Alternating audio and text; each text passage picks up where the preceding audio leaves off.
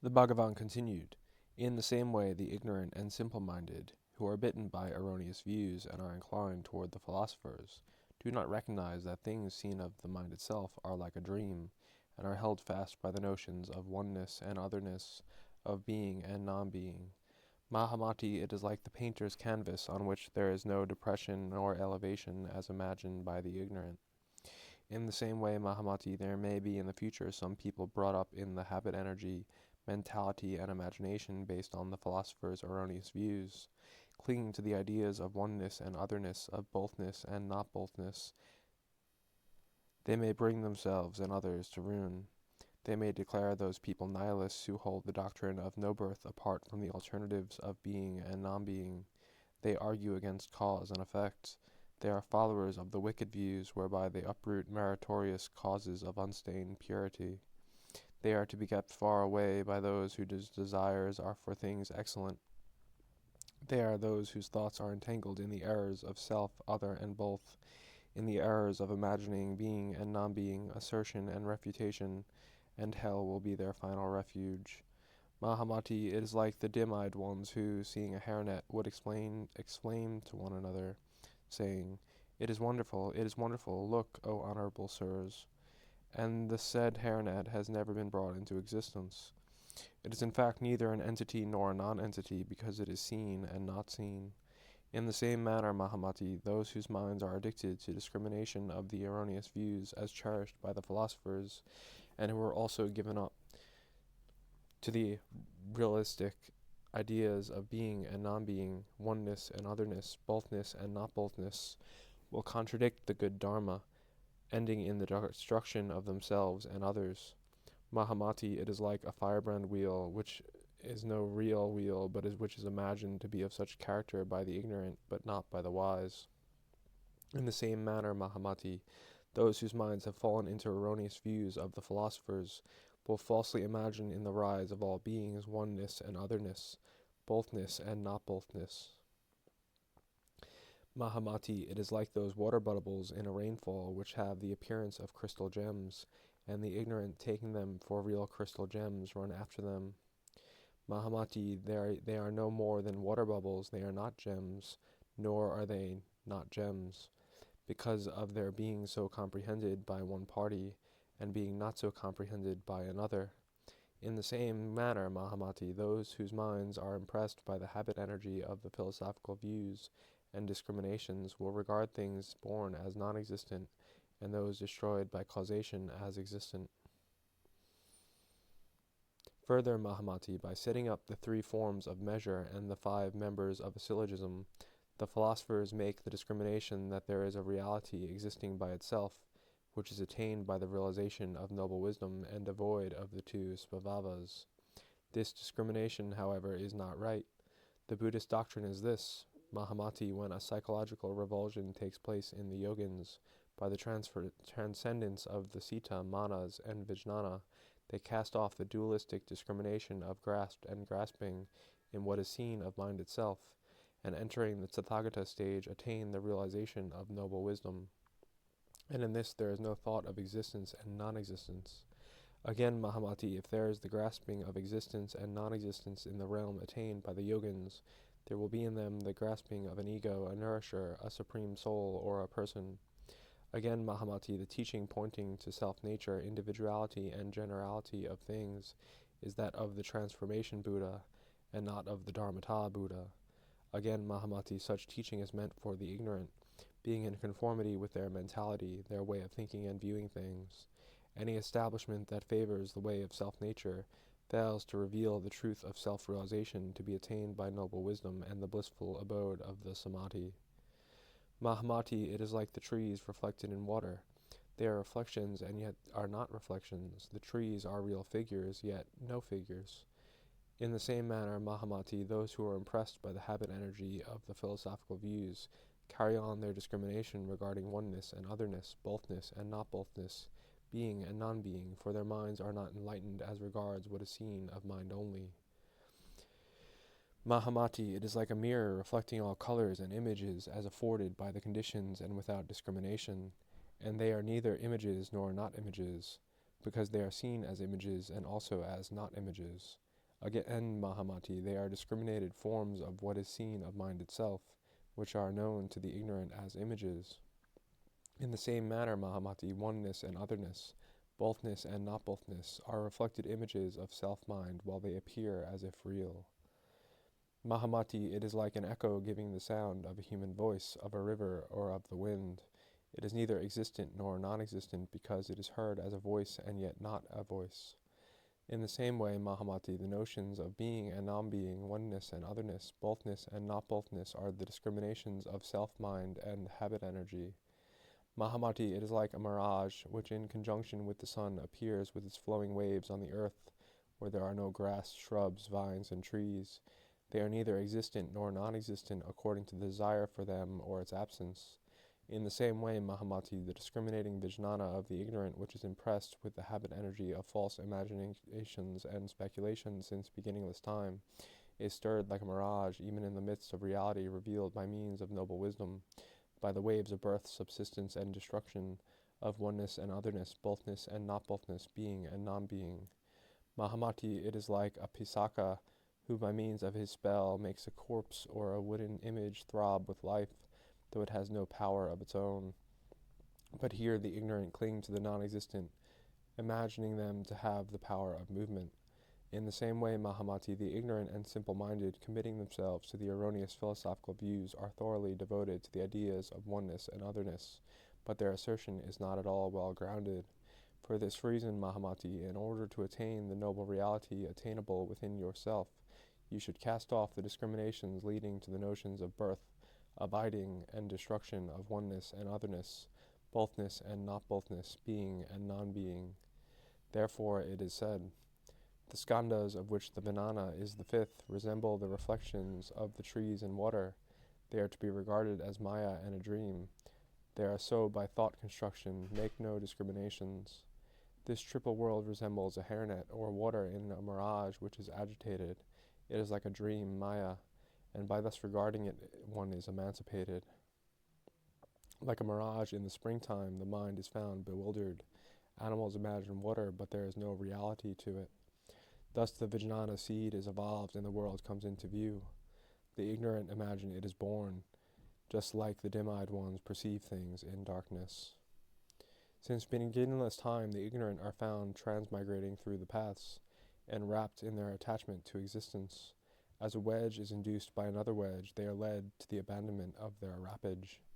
By regarding the world as always like a magically moving corpse or a machine, or like a dream or a lightning, or a cloud, the triple continuation is torn asunder and one is emancipated. There is here nothing of thought construction, it is like an image in the air. When they thus understand all, there is nothing to know.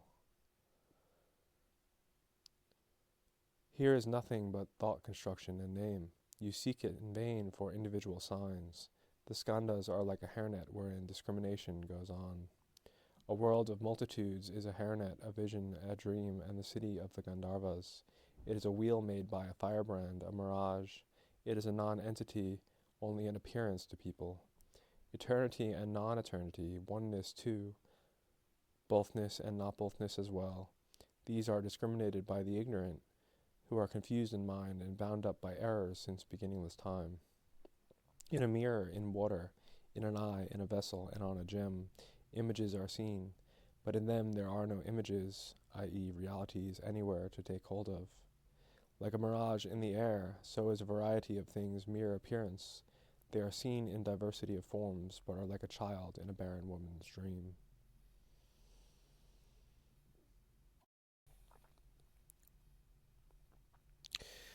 Further, Mahamati, the religious teaching of the Tathagatas is free from the four statements. That is, it is devoid of oneness and otherness, of bothness and not bothness, is free from being and non-being, assertion and refutation. The religious teaching of the Tathagatas is headed by the Four Noble Truths, the 12-fold chain of origination, and the 8-fold noble path leading to emancipation. The religious teaching of the Tathagatas, Mahamati, is not fastened to these ideas. Prakriti, Isvara, causelessness, spontaneity, atoms, time, and self-nature. Again, Mahamati, the Tathagata's leading beings successively forwards like the leader of a caravan. in order to purify them from the two hindrances of passion and knowledge, will establish them in the 108 statements of imagelessness, and also in the characteristic distinctions of the vehicles, of the stages of bodhisattvahood, and of the constituents of enlightenment.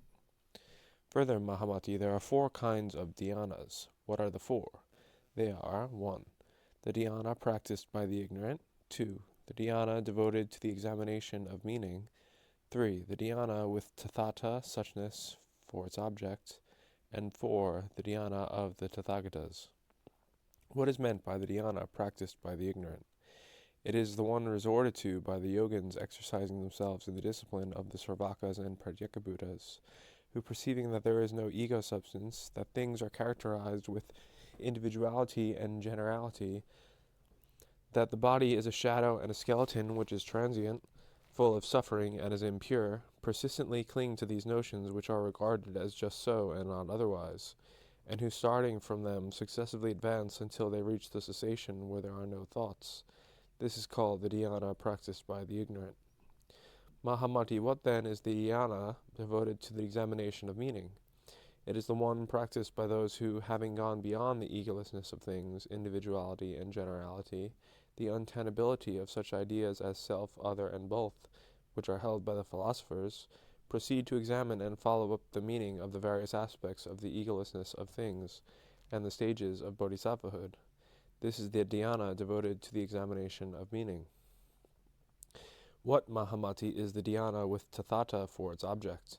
When the yogins recognize that the discrimination of the 2 forms of egolessness is mere imagination, and that where he establishes himself in the reality of suchness, yatha bhuta, there is no rising of discrimination. I call it the dhyana with tathata for its object. What, Mahamati, is the dhyana of the Tathagata? When the yogin, entering upon the stage of Tathagatahood and abiding in the triple bliss which characterizes self-realization attained by noble wisdom, devotes himself for the sake of all beings to the accomplishment of incomprehensible works, I call it the dhyana of the Tathagatas. Therefore it is said, there are the dhyana for the examination of meaning, the dhyana practiced by the ignorant, the dhyana with tathata for its object, and the pure dhyana of the Tathagata. The yogin, while in his exercise, sees the form of the sun or the moon, or something like a lotus, or the underworld, or various forms like sky, fire, etc. All these appearances lead him to the way of the philosophers. They throw him down into the state of Sravakahood, into the realm of the Pratyekabuddhas. When all these are tossed aside and there is a state of imagelessness, then a condition in conformity with the tathata presents itself, and the Buddhas will come together from all their countries and with their shining hands will stroke the head of this benefactor. At that time Mahamati, the Bodhisattva Mahasattva, again said this to the Bhagavan. Thou speakest of nirvana, Bhagavan. What is meant by this term, nirvana? Replied the Bhagavan, when the self-nature and the habit energy of all the vijnanas, including the alaya, manas, and mano-vijnana, from which issues the habit energy of wrong speculations, when all these go through a revulsion, I and the Buddhas declare that there is nirvana, and the way and the self-nature of this nirvana is emptiness, which is the state of reality. Further, Mahamati, nirvana is the realm of self-realization attained by noble wisdom, which is free from the discrimination of eternality and annihilation, existence and non-existence. How is it not eternality? Because it has cast off the discrimination of individuality and generality, it is not eternality. How about its not being annihilation? It is because all the wise men of the past, present, and future have attained realization. Therefore, it is not annihilation. Again, Mahamati, the great parinirvana is neither destruction nor death. Mahamati, if the great parinirvana is death, then it will be a birth and a continuation. If it is destruction, then it will assume the character of an effect-producing deed. For this reason, Mahamati, the great parinirvana is neither destruction nor death. Neither has it anything to do with vanishing. It is the goal of the yogins. Again, Mahamati, the great parinirvana is neither abandonment nor attainment. Neither is it of one meaning or nor of no meaning. This is said to be nirvana. Further, Mahamati, nirvana conceived by the Sravakas and Pratyekabuddhas consists in recognizing individuality and generality. in escaping social intercourse, in not having a perverted view of the world, and not raising discrimination. This is their notion of nirvana. Further, Mahamati, there are two kinds of characteristic signs of self-nature. What are these two kinds? They are the attachment to words as having self-nature, and the attachment to objects as having self-nature. The attachment to words as having self-nature, Mahamati, takes place owing to one's clinging to the habit energy of words and false imaginings since beginningless time. And the attachment to objects as having self-nature, Mahamati, takes place from not knowing that the external world is no more than self-mind. Further, Mahamati, there are two kinds of the sustaining power which issues from the Tathagatas, who are arhats and fully enlightened ones. And sustained by this power, the bodhisattvas would prostrate themselves at their feet and ask them questions. What is the twofold power that sustains the bodhisattvas? The one is the power by which they are sustained to go through the samadhis and samapatis, while the other is the power whereby the Buddhas manifest themselves in person before the bodhisattvas and baptize them with their own hands. Then, Mahamati, sustained by the power of the Buddhas, the Bodhisattva Mahasattvas at their last stage will attain the Bodhisattva Samadhi, known as the light of Mahayana, which belongs to the Bodhisattva Mahasattvas. They will immediately see Tathagatas, Arhats, fully enlightened ones appearing before them personally, who come from all the different abodes in the 10 quarters of the world, and who now facing the Bodhisattvas will impart to them their sustaining power displayed with the body, mouth, and words. Mahamati, as is the case with Vajragarbha, the Bodhisattva Mahasattva, and with other Bodhisattva Mahasattvas who are in possession of similar character and virtue, so, Mahamati, with the Bodhisattva Mahasattvas at the first stage, they will attain the Tathagata's power sustaining them in their samadhis and samapatis. By virtue of their stock of merit accumulated for 100,000 kalpas, they will, successively going up the stages and getting thoroughly acquainted with what they should do and should not do, finally reach the stage of bodhisattvahood called Dharma Mega. Here the Bodhisattva Mahasattva finds himself seated on a throne in the Lotus Palace, and surrounded by the Bodhisattva Mahasattvas of a similar class. A tiara decorated and ornamented with all kinds of precious stones is on his head, and his body shines brilliantly like the moon in the yellowish gold color of the kampaka flower. The Buddhas now come from their worlds in the 10 quarters, and with their lotus-like hands sprinkle the forehead of the Bodhisattva Mahasattva who is seated on the throne in the Lotus Palace. The Buddhas thus give him a baptism personally by hand, as when a great king is invested with supreme authority. Baptize is his crown prince. This bodhisattva and these bodhisattvas are said to be sustained by the Buddha's power, being thus baptized by their hands. Mahamati, this is the twofold sustaining power imparted to the bodhisattva mahasattvas who, sustained by this twofold sustaining power, personally come into the presence of all the Buddhas. In no other way are the Tathagatas, Arhats, fully enlightened ones, to be interviewed. Further, Mahamati, whatever samadhis, psychic faculties, and teachings are exhibited by the Bodhisattva Mahasattvas, they are sustained by the twofold sustaining power of all the Buddhas. If, Mahamati, the Bodhisattva Mahasattvas show their eloquence without the Buddha's sustaining power, the ignorant and simple-minded will also show their eloquence. But the latter do not. Why? Because of the sustaining power on the one hand and its absence on the other. Where the Tathagatas enter with their sustaining power, there will be music not only in various musical instruments and vessels, but also even in grass, shrubs, trees, and mountains, Mahamati, yes, in towns indeed, palaces, houses, and royal abodes. How much more those endowed with sentiency? The mute, blind, and deaf will be cured of their deficiencies, Mahamati, and will enjoy their emancipation. Such, Mahamati, is the great extraordinary virtue of the sustaining power imparted by the Tathagatas. Further, Mahamati said, why is it, Bhagavan, that when the Bodhisattva Mahasattvas are established in the samadhis and samapatis, and when they are baptized at the most exalted stage, the Tathagatas, Arhats, fully enlightened ones, bestow their sustaining power on them? Replied the Bhagavan, it is in order to make them avoid the evil ones, karma, and passions, to keep them away from the dhyana and stage of sarvakahood, to have them realize the stage of tathagatahood, and to make them grow in the truth and experience already attained. For this reason, Mahamati, the Tathagatas, Arhats, fully enlightened ones, sustain with their power the bodhisattva mahasattvas. If they were not thus sustained, Mahamati, they would fall into the way of thinking and feeling as cherished by the wrong philosophers, Shravakas, or evil ones, and would not attain the highest enlightenment. For this reason, the bodhisattva mahasattvas are upheld by the Tathagatas, arhats, fully enlightened ones. Thus it is said, the sustaining power is purified by the Buddha's vows. In the baptisms, samadhis, etc., from the 1st to the 10th stage, the bodhisattvas are in the embrace of the Buddhas. At that time again, Mahamati the bodhisattva said thus to the Bhagavan, the chain of origination as told by the Bhagavan depends on a cause producing an effect, and that it is not a theory established on the principle of a self-originating substance. The philosophers also proclaim a causal origination when they say that all things rise conditioned by a supreme spirit, Isvara, a personal soul, time, or atom. How is it that the rise of all things is explained by the Bhagavan in another terminology bearing on causation but in its meaning not different? Bhagavan, the philosophers explain birth from being and non-being, while, according to the Bhagavan, all things coming into existence from nothingness pass away by causation. That is to say, the Bhagavan has ignorance from which there arises mental conformation until we reach old age and death. This teaching as explained by the Bhagavan is the doctrine of no causation and not that of causation.